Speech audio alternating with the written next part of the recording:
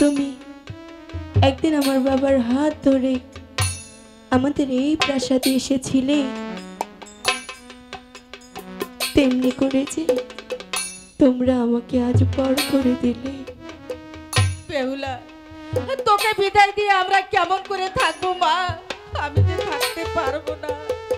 আমি জানি মা তোমার কষ্ট হবে, কিন্তু কি করবো বলো, এই যে বিধির বিধান।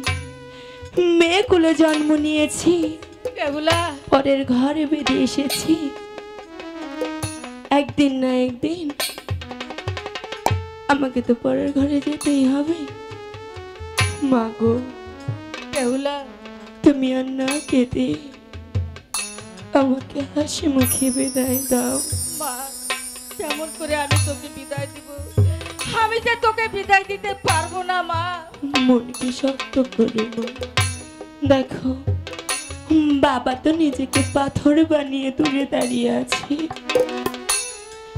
বাবা, তুমি জানো মেয়েদের কাছে তাদের সব থেকে ভালোবাসার জিনিস কোনটা হয়? কোনটা মা? বাবা। একটি মেয়ের কাছে সে শুধু বাবাই নয়, একটা মেয়ের কাছে হয় একটা পিতা তার বন্ধু। বেহুলা, হ্যাঁ, আমি যে সত্যি বলছি। আজ তাহলে কেন কাঁদছো?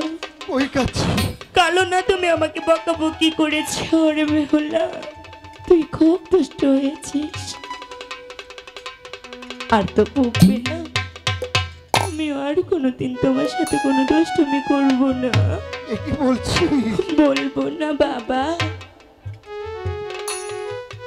তুমি আমাকে একটি জিনিস এনে দেবে? মা, আজ তোমার কাছে চাইবো, আর কোনোদিন চাইবো না। বলো মা, কি চাস? আমার সেই খেলার পুতুলটা, ছোটবেলায় যার সঙ্গে আমি খেলেছি, যার সঙ্গে হেঁটেছি, যার হাত ধরে আমি হাঁটা শিখেছি, পারবে আমাকে সেই পুতুলটা এনে দিতে? বাড়ি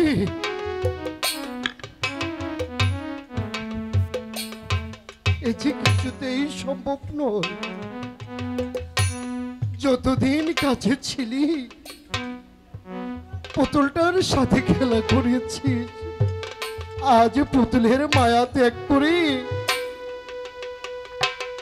তুই যে তোর শ্বশুর বাড়ি চলে যাচ্ছিস মা। আমি যে পারছি না পিতা, পারতে তোকে হতেই হবে। তোমাদেরকে ছেড়ে আমার যে যেতে মন যাচ্ছে না। মা, বেহুলা না কেঁদে এবার তোমরা আমাকে হাসি মুখে বিদায় দাও। আম্মা বিনা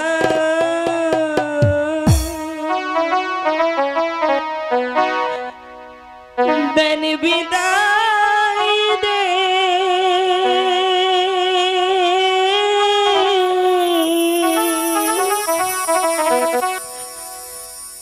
ওই আমার আম্মা।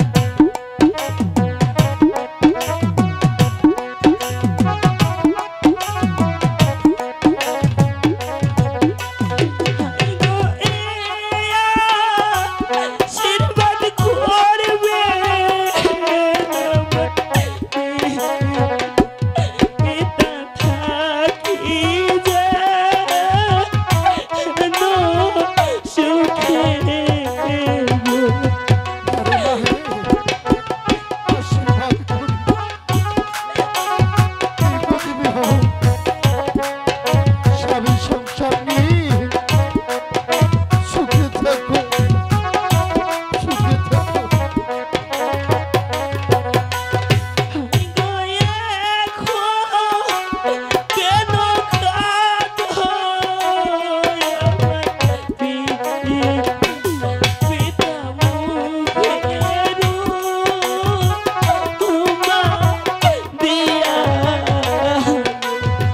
এই পাগলি, ওই কাচ্ছি, আমি তো কাচ্ছি না।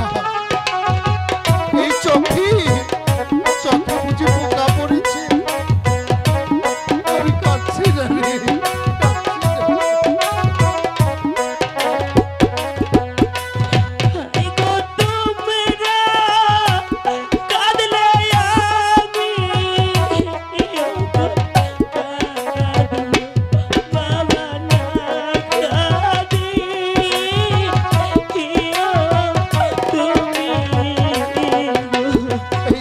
এই যে, আমি কথা দিচ্ছি, আমি আর কাঁদবো না, আমি আর কাঁদবো না।